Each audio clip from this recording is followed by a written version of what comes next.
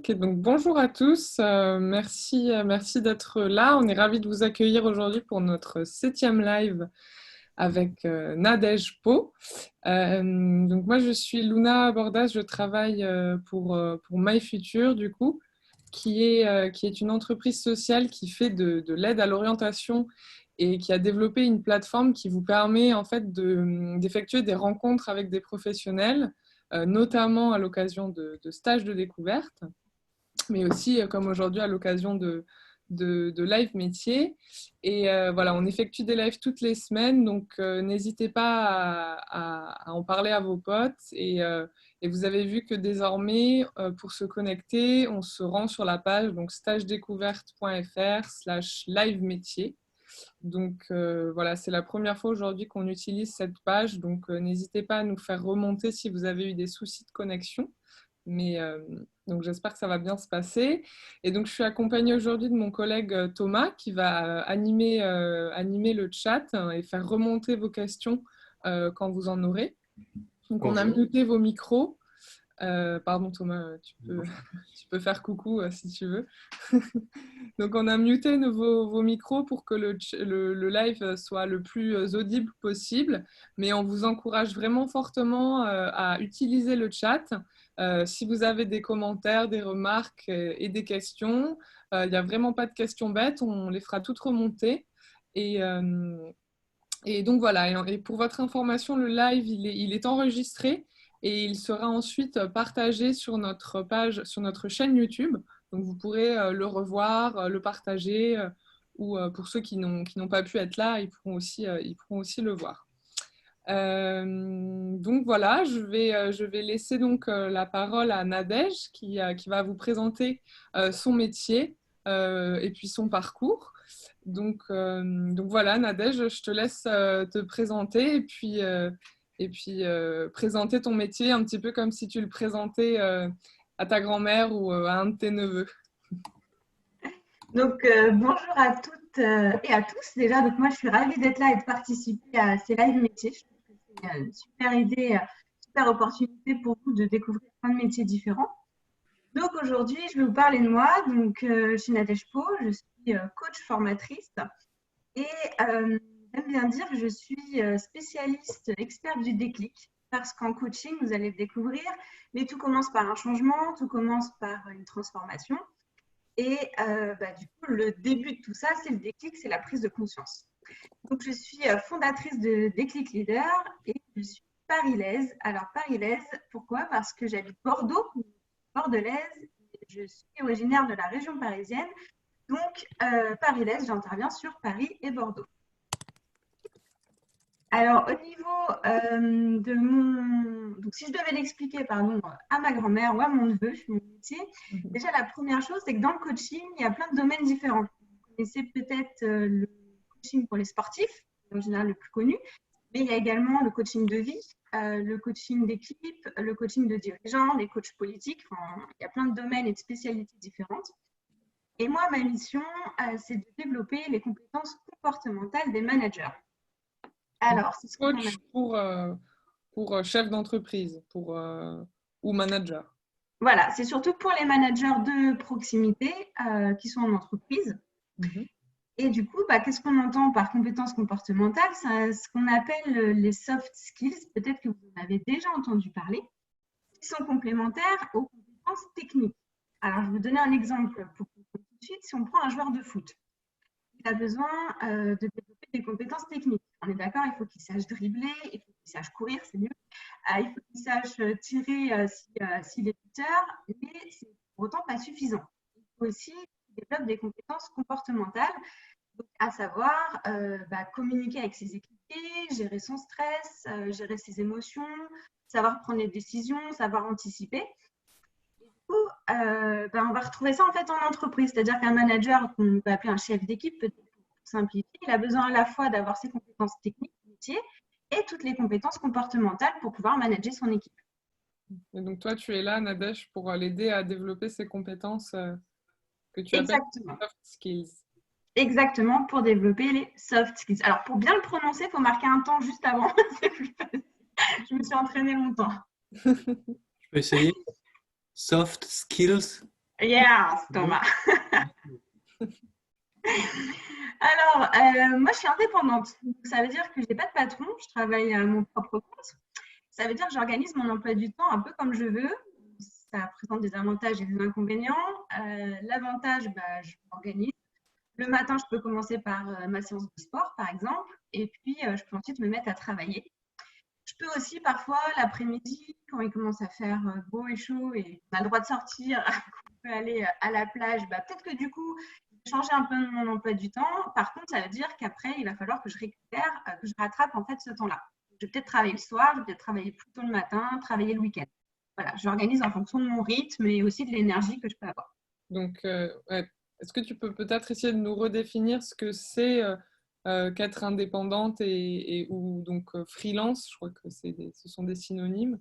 Oui. Tu peux réexpliquer un petit peu ce que c'est. Certains le savent déjà parce qu'on l'avait déjà expliqué lors d'un live, mais Moi, je peux même vous proposer, pardon Nadège, un petit sondage pour savoir si vous savez bien ce que ça signifie d'être freelance ou indépendant. C'est deux mots pour à peu près la même chose. Donc je lance le sondage, n'hésitez pas à répondre et je partage vos réponses. Je peux répondre moi aussi? Bah oui, tu peux répondre aussi Nadège, vas-y.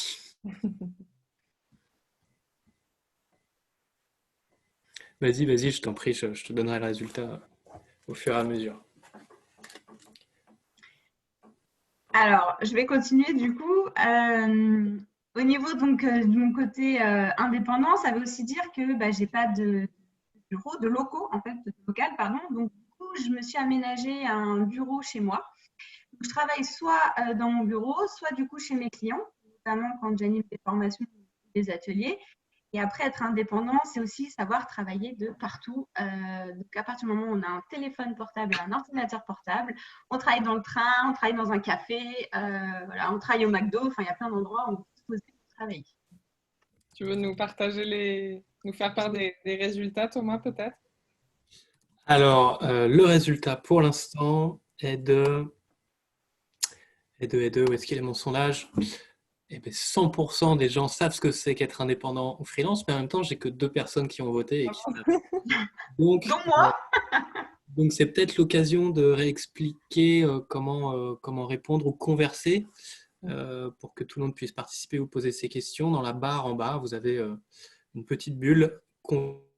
Ça ouvre un volet sur la droite et c'est là que vous pouvez poser vos questions. Donc, je les attends avec impatience et je les ferai à Nadège et Luna. À vous. Donc, du coup, Nadège, peut-être on peut repréciser ce que c'est qu'être freelance, même si là, je pense que on a eu pas mal de détails, et puis je te laisse continuer. oui, alors du coup, ça veut dire surtout qu'on n'a pas de patron, on n'a pas de chef, donc on a en fait toutes les casquettes. C'est ça qui est important, c'est qu'on doit gérer sa communication, on doit gérer sa prospection commerciale, on doit gérer le marketing, on doit gérer la comptabilité. Enfin voilà, on a en fait les casquettes des différents services qu'on fait dans une entreprise. Donc voilà, on ne fait pas que 100% de son temps ce qu'on aime faire. Par exemple, je ne peux pas être 100% de mon temps en train de faire des formations du coaching. C'est plutôt la moitié de son temps et l'autre moitié, on est sur du développement commercial, marketing, communication. Donc, développement commercial, c'est en fait, il faut que tu trouves tes propres clients. Et oui. Voilà. Et oui, il faut aller les chercher. Donc, ça veut dire, alors, un terme dont vous entendrez parler, ou vous connaissez peut-être, c'est réseauter. C'est-à-dire qu'on apprend à aller à des endroits différents pour rencontrer du coup plein de personnes différentes. Et ça, c'est une démarche très importante dans le développement commercial. Et tu as environ combien de clients, par exemple, en ce moment? Bon, on va peut-être pas prendre en ce moment, mais disons en février, par exemple, tu avais combien de clients environ? Alors, j'ai plutôt fait des accompagnements particuliers. J'étais plutôt sur 4 accompagnements, mais individuels. D'accord. Alors, je voulais vous montrer quand même mon écran, vous montrer mon bureau, mon lieu de travail. Voilà. Donc, si vous voyez sur l'image, c'est mon bureau que je me suis aménagé. Donc, ce qui est important en tant que coach, c'est toujours d'avoir de quoi écrire, un stylo, des feuilles blanches et un téléphone parce que la plupart de mes coachings, je les réalise à distance par téléphone. Donc même avant le confinement? Ouais, même avant le confinement, parce que je trouve que c'est un côté très pratique, notamment pour les managers en entreprise, quand il y a plusieurs managers à accompagner d'un point de vue individuel, bah, ça évite que moi je me déplace systématiquement. Et puis, pour eux, c'est plus de souplesse aussi au niveau de l'organisation. D'accord. Donc, Alors, on, oui, on voit donc tes feuilles blanches, voilà, on voit mes feuilles blanches, mon ambiance stylo. un petit peu zen. Ouais, complètement. Bah, l'idée, c'est essayer voilà, de se créer un petit environnement calme et puis qui nous inspire. Mm. Alors, c'est pas pour ça que des fois, je vais pas sur ma terrasse ou je vais pas sur mon canapé hein, pour travailler. Ça Tu es dépend si une j'ai besoin de m'isoler. habituée du télétravail. De quoi? Tu es une habituée du télétravail. Ouais, complètement. Moi, je suis très à l'aise avec le télétravail. Donc, j'espère que le terme télétravail est clair pour tout le monde, mais donc ça veut dire en fait travailler depuis chez soi ou depuis un lieu qui n'est pas son bureau, son lieu de travail. Alors, je voulais vous parler de mon rêve d'enfant quand même, parce que comment je suis arrivée à ce métier de coach. Donc, quand j'étais enfant, ben, j'avais un rêve. Alors, c'est un peu un rêve caché que je dévoile, hein, donc pas grand monde qui est au courant. Je rêvais en fait d'être sur scène, plutôt un côté un peu narcissique en moi, je sais pas, mais en tout cas, je faisais du théâtre, je faisais de la danse. J'avais vraiment envie d'être sur scène face à un public. Alors, par exemple, quand j'avais 10 ans, j'ai organisé, il y avait une place devant chez mes parents et j'ai monté tout un spectacle avec mes copines, mes voisines. Et on a organisé donc du début jusqu'à la fin. J'avais organisé une tombola, donc j'étais partie voir les commerçants pour leur demander s'ils n'avaient pas des lots à me donner gratuitement pour ma tombola. J'avais organisé un goûter, il y avait à manger, il y avait à boire. Enfin, voilà, c'était l'événement pour moi hyper important. Et du coup, bah, voilà, c'était ce que j'aimais faire en tout cas quand j'étais enfant. Et aujourd'hui, sur le métier de coach, c'est un peu différent parce que le coach se met plutôt en retrait. Il n'est pas sur le devant de la scène, il laisse plutôt de l'espace et de la place en fait à la personne coachée pour qu'elle développe son potentiel, pour qu'elle puisse évoluer et changer.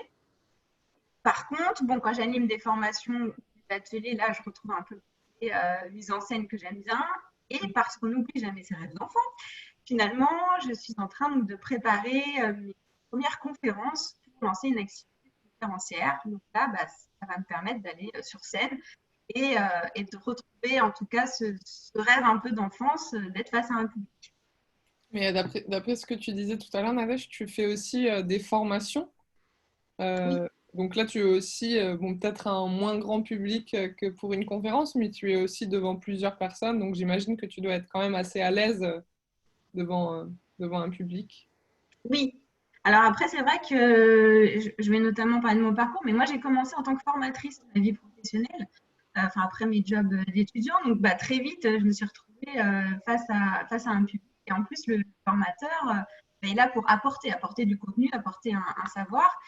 Et dans le métier de formateur, il y a les deux. Je me mets un peu sur le devant de la scène pour déjà motiver tout le groupe, parce que c'est un peu comme quand on est en cours. Selon le prof qu'on a après le déjeuner notamment, on est plus ou moins dedans, plus ou moins motivé. C'est important voilà, de garder l'énergie, de transmettre du savoir, mais c'est aussi faire participer énormément les personnes qui sont en formation en utilisant des outils, des exercices que je vais pouvoir vous présenter tout à l'heure. Donc oui, Et moi, j'ai une petite question, pardon. Donc, même quand tu étais au collège ou au lycée, Nadège, tu n'avais pas peur de parler en public? C'est quelque chose qui te faisait pas peur? Je sais que moi, quand j'étais jeune, j'ai détesté passer au tableau devant tout le monde. Très stressant. Mais toi, c'est quelque chose qui te déplaisait pas, c'est ça? Alors, moi, j'ai eu plusieurs phases parce que je suis quand même une grande timide à la base. Ah bon? Non, j'ai pas toujours été comme ça. En fait, j'ai toujours eu ce côté plutôt sociable, plutôt humain. C'est-à-dire que j'aimais bien aller voir déjà mes voisins, leur poser des tas de questions. J'avais le contact qui était assez facile. Maintenant, je n'étais pas forcément très à l'aise pour, par exemple, prendre la parole en classe ou poser des questions. C'est vrai que c'est venu notamment par le théâtre, parce que c'est un bon entraînement pour vaincre un peu cette timidité. Et puis finalement, on se rend compte très vite que quand on lève la main ou quand on prend la parole en public, tout ce qu'on avait imaginé de catastrophique qui pouvait se produire ne se produit pas. Donc à partir de là, ça rassure et puis du coup, on prend confiance en soi et après, on est capable voilà, de prendre facilement la parole et d'être à l'aise.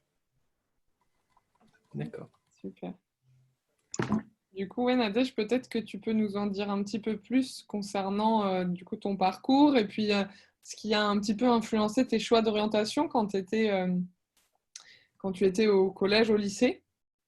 Ouais. Alors du coup, moi quand j'étais au lycée, je savais pas du tout ce que je voulais faire. Voilà, très clairement.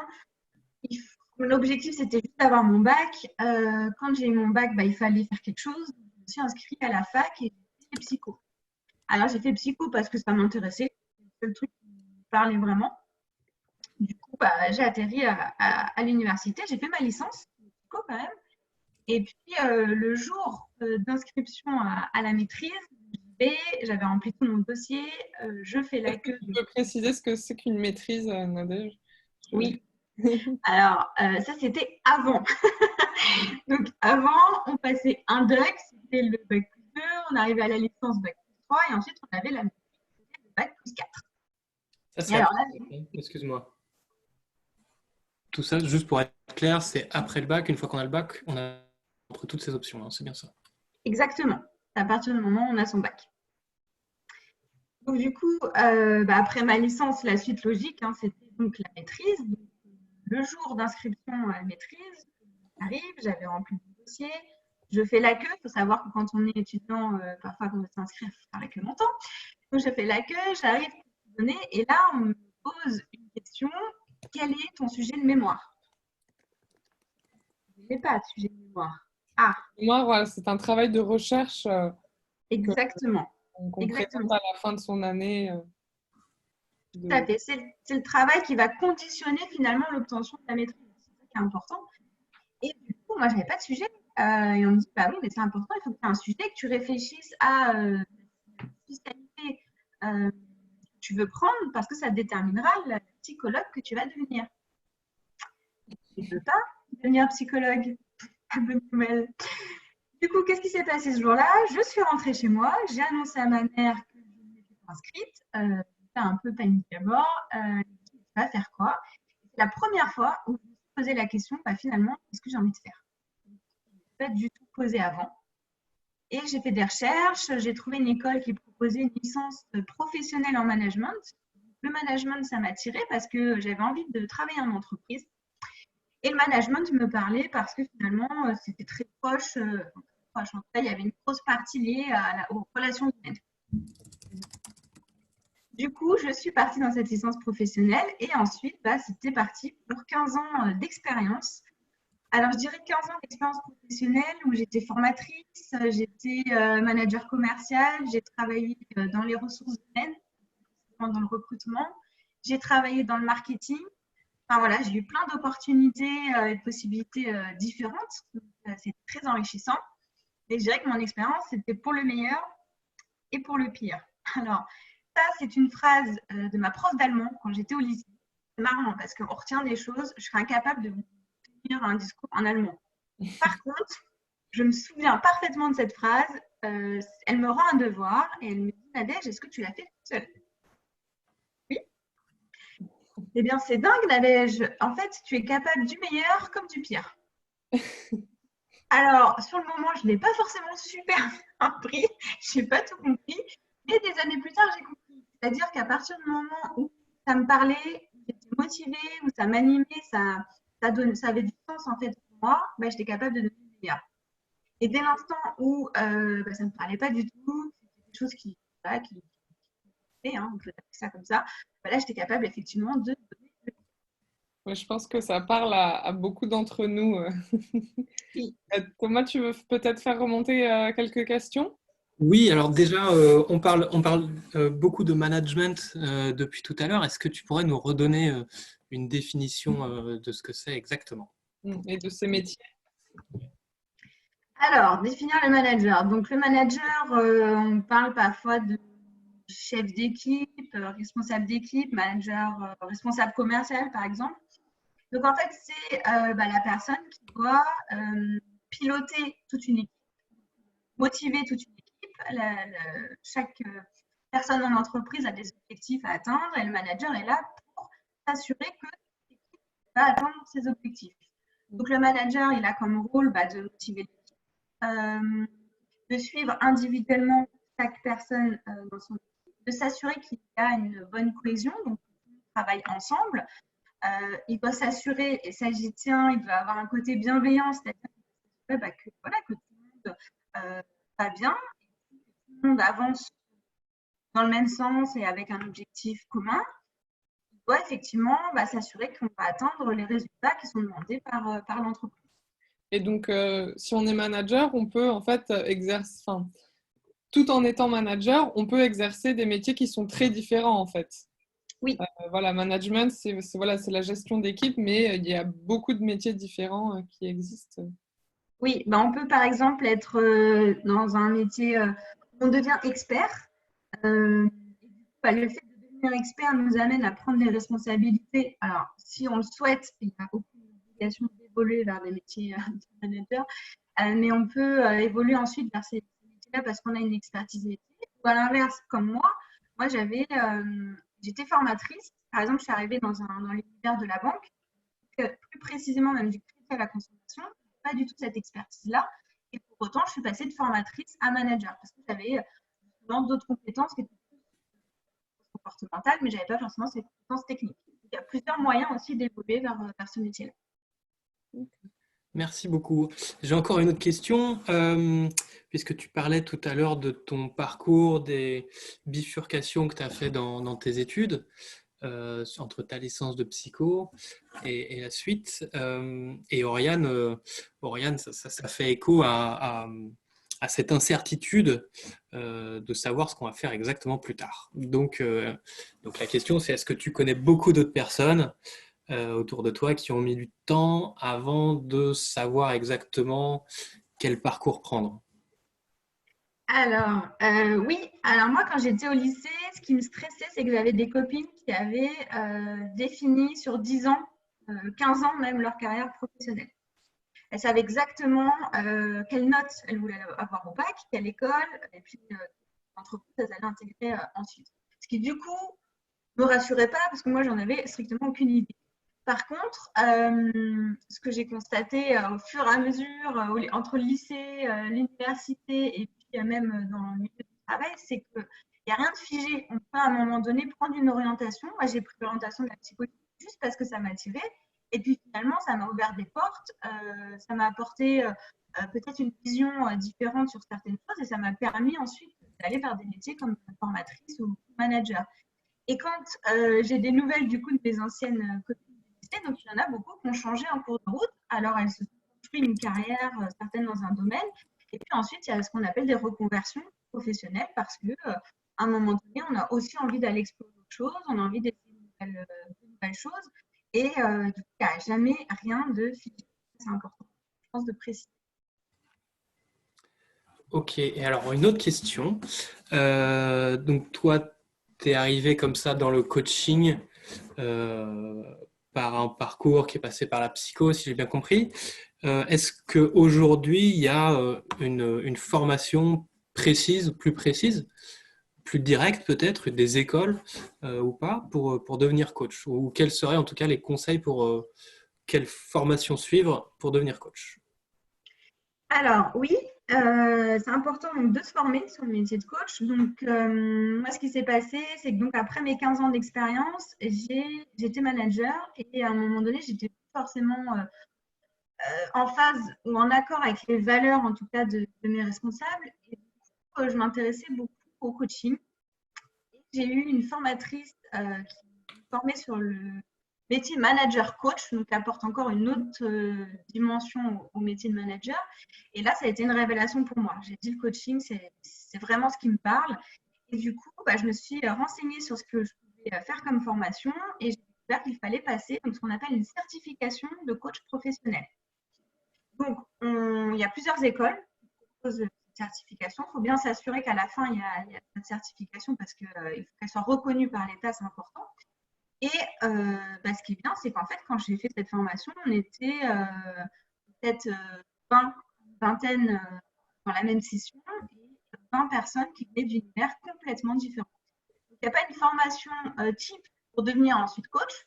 Je pense qu'il faut surtout adhérer en fait aux valeurs du métier. Il faut être dans l'humain, c'est important. Et on peut venir en fait d'univers complètement différents. Et pour se former, on passe cette certification-là. Et ensuite, il faut de la pratique. Bien évidemment, il faut s'entraîner parce qu'on apprend à utiliser des outils. Et il ne faut pas faire n'importe quoi avec. Donc, il faut apprendre à les utiliser correctement. Donc, si je comprends bien, Nadège, pour être coach, c'est mieux déjà d'avoir une certaine expérience ou expertise. Et il existe donc des formations. Et elles durent combien de temps environ ces formations? J'imagine que c'est plutôt des formats courts, de peut-être 1 an ou même pas, je ne sais pas. Alors, donc déjà, oui, effectivement, on ne commence pas à passer une certification de coach dès la sortie, par exemple, du lycée. On attend d'avoir eu un peu d'expérience professionnelle.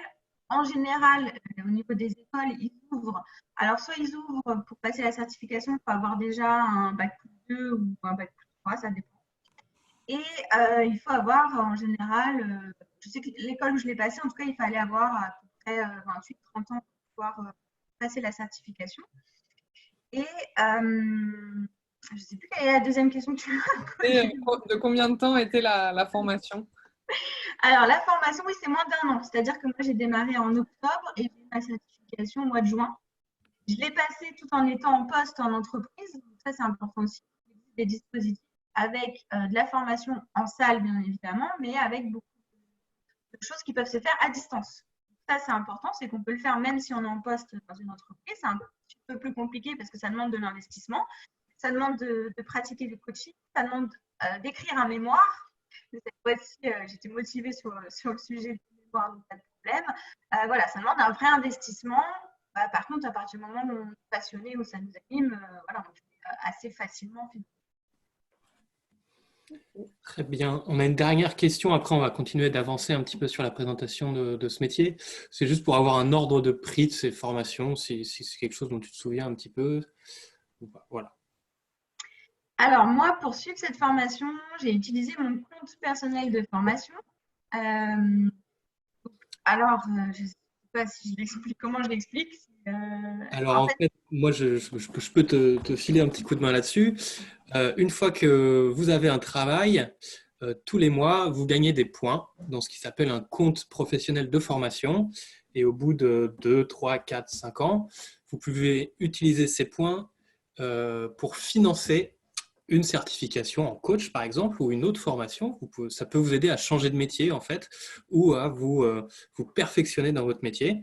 Et donc, ces points que vous avez cumulés tous les mois dans votre carrière professionnelle, voilà, c'est une sorte de monnaie d'échange et c'est ce qu'on appelle les comptes formation. Voilà. Okay. J'espère que c'est plus clair. Donc, c'est quelque chose qui peut être pris en charge gratuitement. Et sinon, j'imagine, ça peut être pour 1 an, je ne sais pas. Hein, il peut y avoir toutes sortes de prix selon l'organisme auquel on s'adresse.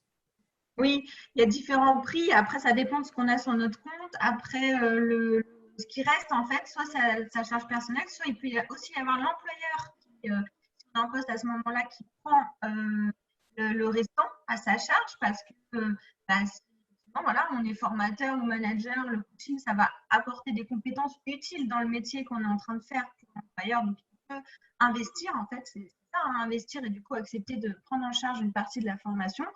Il y a des solutions. Après, le montant exact, voilà, ça dépend ce qu'on fait, ça dépend si on fait des spécialisations derrière.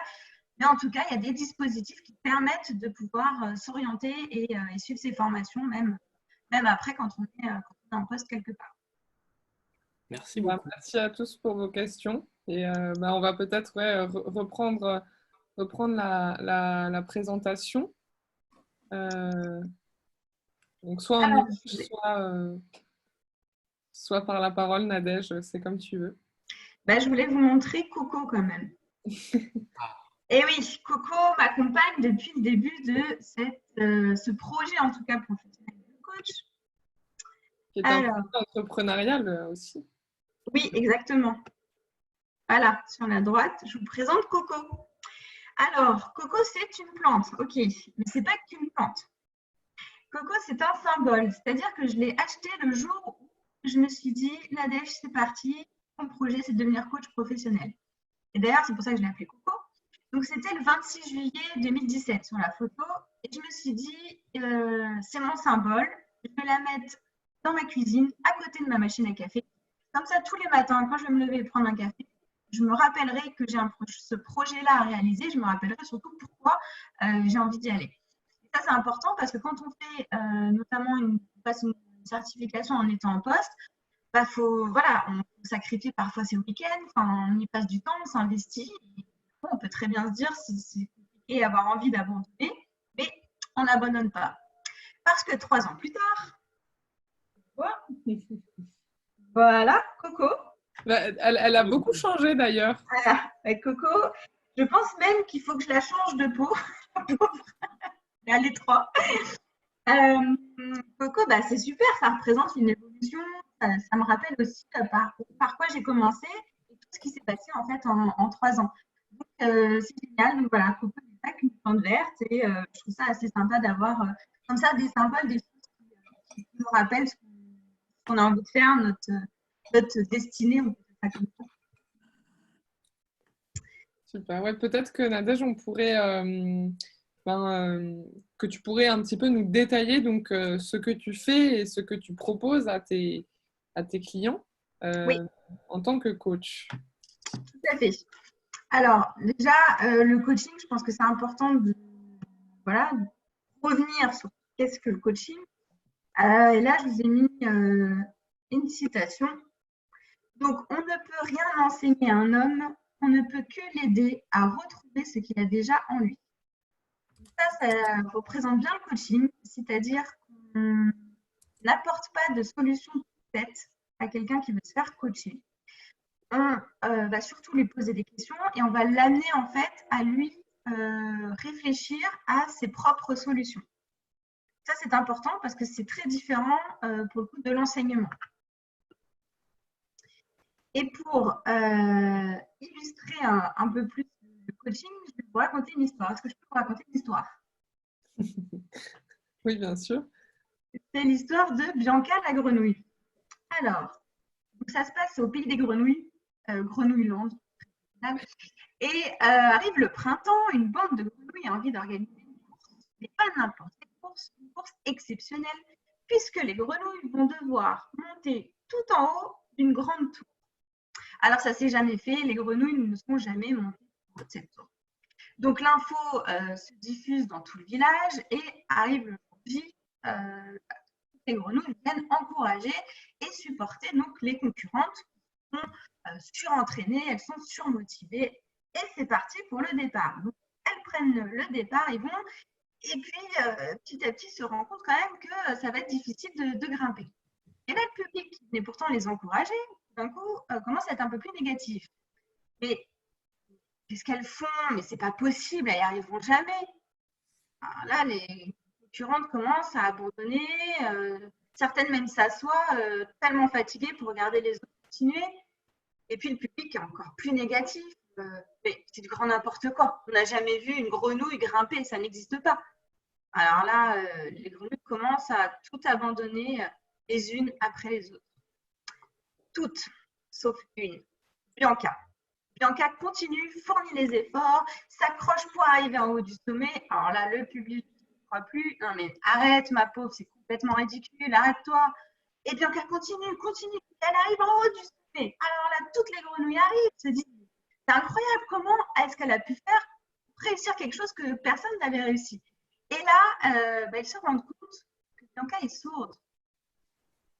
Donc, qu'est-ce qu'on retient de cette histoire? C'est que finalement, quand on prend une décision, qu'on décide d'agir, ce qui est important, c'est de ne pas écouter cette petite voix qui est dans notre tête qui nous répète « tu n'y arriveras pas, tu n'es pas capable, c'est pas possible », parce que finalement, c'est le doute qui nous empêche d'avancer.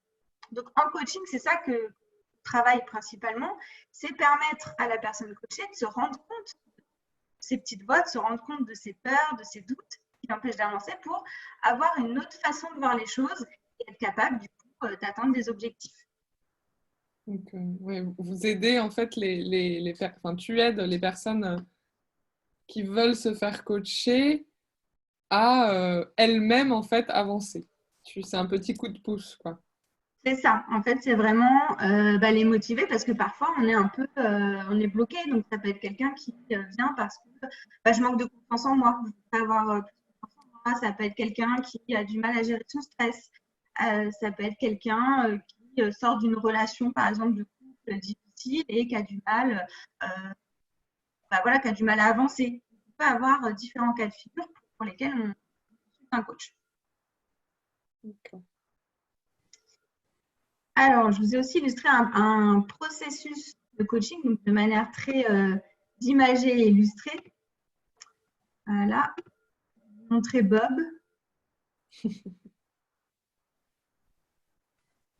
Voilà, donc Bob, c'est un manager. Donc, sur la première image, c'est un manager, jeune manager, il vient d'être nommé. On voit qu'il est un peu inquiet. On voit que voilà, il ne sait pas toujours comment gérer, il a peur des conflits dans l'équipe, il ne sait pas comment communiquer avec son équipe, il est un peu stressé, donc il a besoin d'être accompagné, d'avoir un coach. Au milieu, c'est Bob qui prend conscience.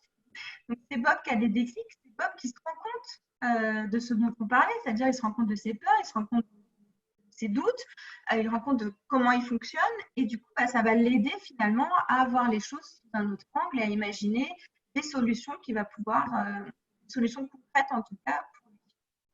Et à droite, c'est la finalité. Donc Bob, il est serein, Bob est calme, il a atteint son objectif, donc tout va bien. Et donc, toi, dans tout ça, Nadège, quel a été comment tu as fait du coup pour accompagner Bob dans ce changement, si on prend l'exemple de Bob? Alors, si on prend l'exemple de Bob, le premier outil indispensable quand on est coach, c'est le questionnement. Finalement, être coach, c'est ça, mais c'est surtout être à l'écoute et savoir poser les bonnes questions. Parce qu'en posant des questions qu'on appelle en coaching des questions puissantes, ça va permettre à la personne qui est coachée de voir tout d'un coup les choses sous un autre angle. Les questions ne se sont pas forcément posées et ça va lui permettre d'imaginer d'autres solutions, d'autres façons de faire. Par exemple, en coaching, on va demander à la personne qu'est-ce qui est le plus important pour elle. On va lui demander de quoi elle a besoin. On va l'aider à identifier en elle les ressources dont en gros elle est capable. C'est important aussi en coaching. On va par exemple utiliser une échelle de mesure. Sur une échelle de 1 à 10, quel est ton niveau de motivation? Par exemple, ça va lui permettre de se situer et de se dire, ok, si tu es à 4, effectivement, ce qui est intéressant, c'est pourquoi je suis à 4 et pourquoi et qu'est-ce qui me manque pour être à 5. Voilà, c'est effectivement le premier outil du coach, c'est le questionnement. Après, il y a d'autres outils.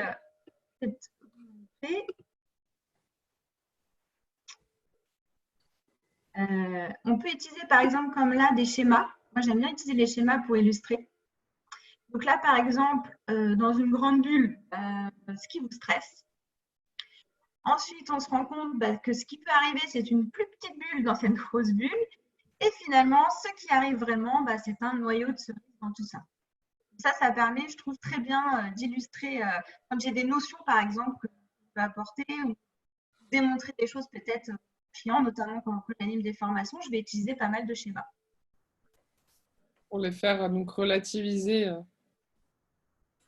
Oui, puis pour illustrer, c'est bien je trouve, pour illustrer une notion, je vais leur faire par exemple, des fois des exercices avec des schémas parce que c'est visuel et les visuels, ça va frapper, on va le retenir. C'est tout aussi important en coaching de verbaliser, c'est-à-dire de parler à voix haute parce que le fait de parler à voix haute, on s'entend le dire et du coup, ça devient conscient, on s'en rend compte.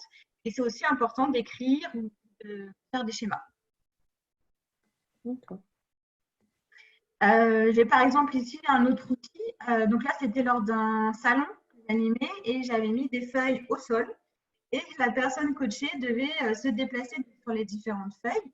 Quand elle était par exemple sur la feuille situation, je lui posais des questions sur la situation. Ce qui se passe actuellement. Quand elle allait sur la case par exemple objectif, c'est la même chose que le questionnement. Je lui demandais qu'est-ce qu'elle veut vraiment, qu'est-ce qui est important pour elle par exemple. Donc là, c'est une autre façon de coacher. Et là, on utilise en fait l'espace. C'est pas aussi plus original. Donc, le coaching, c'est pas cette vision forcément où peut penser parfois au psy, alors pas du tout. Et en plus, on n'est pas forcément assis l'un à côté de l'autre dans un bureau. Ça peut être aussi quelque chose de très dynamique. Donc là, j'ai pas très bien compris, Nadège. C'est comme un jeu, en fait. Oui, en fait, je vais explorer, par exemple, quelqu'un a une problématique et je vais utiliser en fait ce modèle score grâce au questionnement. Toujours, ça renvoie toujours au questionnement. Et la personne se déplace en fait sur les différentes feuilles. Et du coup, en fonction de ce qu'elle va me dire, je vais l'amener à se déplacer pour aller chercher quelles sont les causes. Par exemple, elle me parle de la situation, je vais l'amener sur les causes. Et le fait qu'elle bouge, en fait, finalement, d'elle-même, elle va changer un petit peu son point de vue. Quand on est sur les causes, là, elle sait qu'elle peut me parler de. D'accord, super. Et puis, des exemples aussi que je peux utiliser en formation ou atelier. Donc là, c'est ce qu'on appelle les chapeaux de Bono. Alors, les chapeaux de Bono, j'adore les utiliser, c'est surtout dans les ateliers qui amènent la créativité. Donc, tout simplement, il y a un groupe de personnes et là, je leur explique qu'ils vont avoir chacun un chapeau. Alors, c'est imagé, hein, on imagine qu'ils ont un chapeau sur la tête. Et je vais dire, toi, par exemple, ton chapeau, c'est rouge. Ça veut dire que dans toutes tes interventions, tu vas intervenir en parlant uniquement du côté émotion. Donc, tu vas parler de tes sentiments, tu vas parler de ce que tu ressens. Et puis, je vais dire à un autre participant, toi, par exemple, ton chapeau, là, ça va être le jaune, donc l'optimiste. Donc, quoi qu'il arrive dans tes interventions, tu seras positif, constructif, mais tu apporteras une vision positive des choses. Et ça, c'est un super exercice pour amener à la créativité parce que dans la vraie vie, on a les 6 chapeaux en nous. Et parfois, on a le chapeau vert qui est le chapeau de la créativité. Donc, c'est quand, waouh, j'ai plein d'idées, c'est fou. Et très vite, on peut s'auto-censurer. On peut se dire stop, c'est grand n'importe quoi. On peut avoir, par exemple, le chapeau noir qui vient de nous parler des dangers, des risques. Et du coup, quand j'ai qu'un chapeau, finalement, je peux m'autoriser à être complètement dans ce rôle-là. Et ça permet énormément de développer la créativité. Et peut-être avant de passer à un des autres outils que tu utilises, Nadège, est-ce que tu pourrais est-ce que, je sais pas, tu as un exemple de personne que tu as coachée, enfin un coaching réussi d'une personne qui a vraiment évolué et qui, du coup, a trouvé son coaching vraiment extrêmement utile. Est-ce que tu as des exemples? Ouais. Alors, j'ai l'exemple d'une personne que j'ai coachée donc en individuel qui en fait n'était pas bien dans son métier et elle cherchait elle se disait qu'il fallait qu'elle fasse autre chose mais elle savait jamais vraiment quoi faire et du coup elle s'est dit tiens je vais me tourner vers le coaching et en fait ça a été vraiment révélateur pour elle. C'est-à-dire qu'elle a pu réfléchir différemment. Elle avait beaucoup de freins, donc elle se disait ouais, je vais peut-être pas le faire. Je suis pas motivée. Je sais que je devrais, mais je le fais pas. C'est ce qu'on appelle procrastiner. C'est quand on remet tout au lendemain. Je le fais pas aujourd'hui, je ferai demain. Alors ça, c'est l'anti-action, on va dire. Et en coaching, on se met vite dans l'action parce que on définit en fait un objectif avec la personne, ce qu'elle veut atteindre. Et à partir de là, on va travailler ce qu'on appelle la méthode des petits pas. Elle va être dans l'action à travers des petits pas. C'est des actions qu'elle est capable de réaliser. Et du coup, pour cette personne, ça lui a permis vraiment de se renseigner sur les différents métiers qu'elle imaginait faire. Ça lui a permis de prendre contact avec des personnes pour échanger sur ces métiers-là.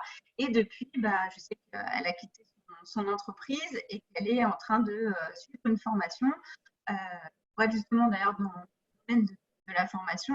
Mais voilà, ça lui a été très bénéfique. Alors, finalement, juste grâce à elle, parce que le coach apporte juste en fait une autre façon de voir les choses. C'est la personne qui passe à l'action, c'est la personne qui réalise en fait ce qui se passe et qui va chercher ses propres solutions. Ça, c'est important aussi dans le coaching. D'accord. Merci Nadège. Compris. Alors, en formation ou atelier, je peux aussi utiliser des exercices. Donc, il y en a un, je ne sais pas si vous le connaissez. On va retenter l'expérience du sondage, Thomas. Absolument, absolument. Vous allez bien regarder cette image-là de Nadège.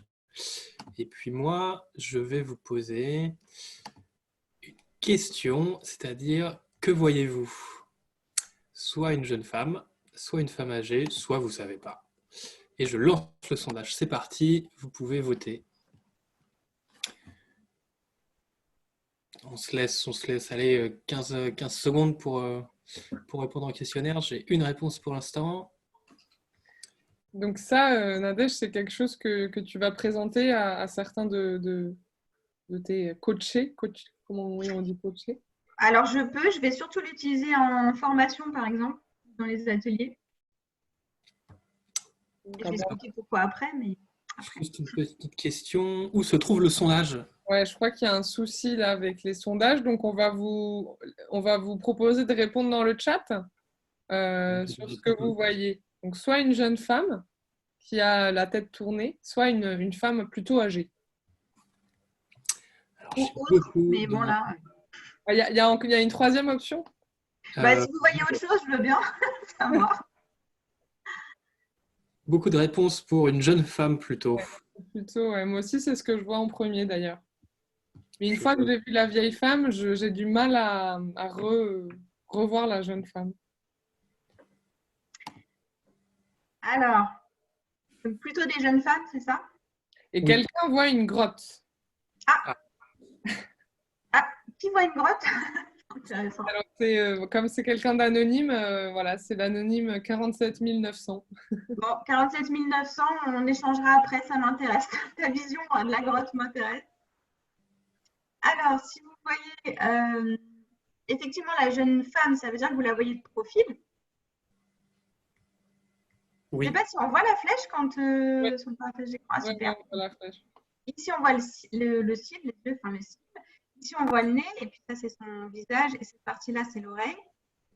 Et pour voir la vieille femme, donc il faut imaginer ici, c'est son nez, comme ça. Il faut imaginer qu'ici, c'est son œil. Ici, on a son menton. Je ne sais pas si tout le monde du coup.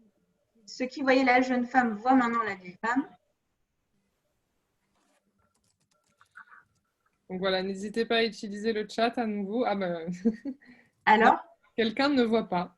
Ah! Il y en a qui n'arrivent toujours pas à voir la vieille femme.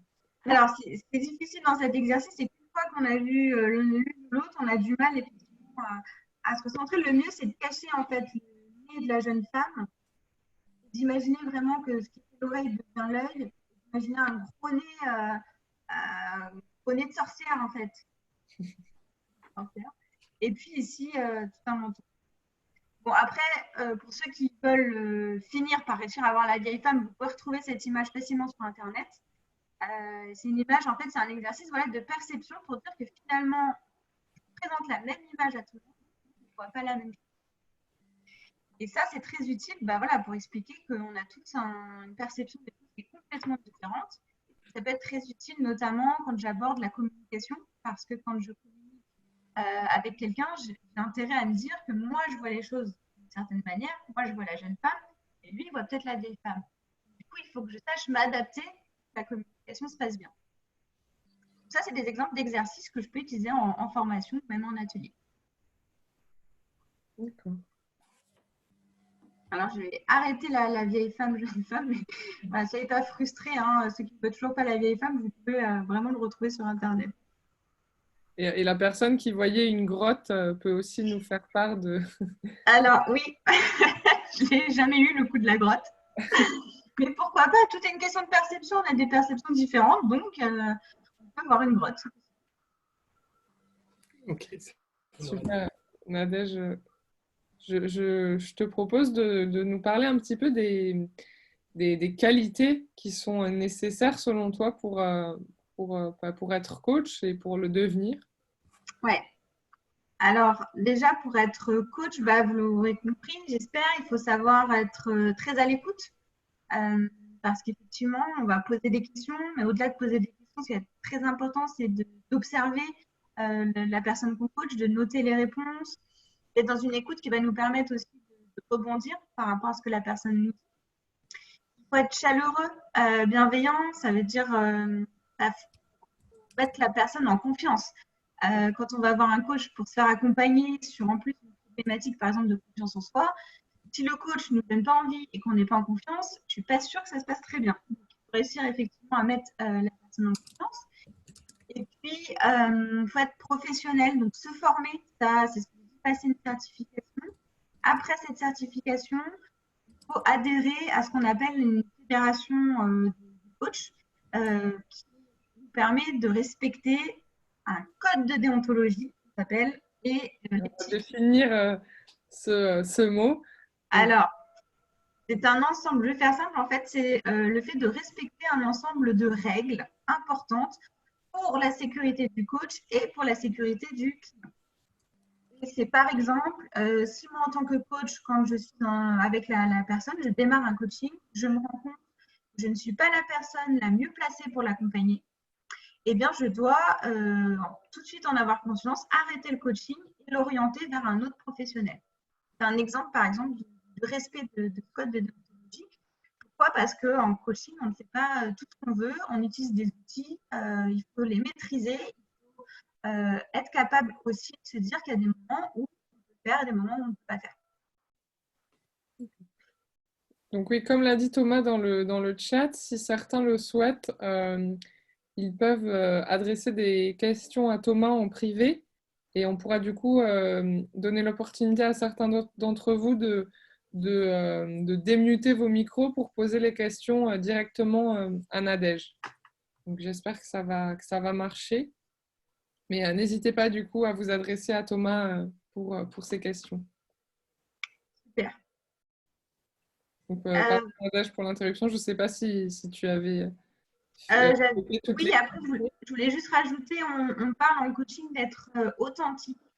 Alors, c'est important, ça veut dire que quand on est coach, on a intérêt, parce qu'on va quand même accompagner les autres personnes à comprendre leur propre mode de fonctionnement, on a intérêt à avoir fait un travail quand même sur soi pour comprendre et connaître notre propre modèle de fonctionnement. Donc, le mieux, c'est de se faire coacher.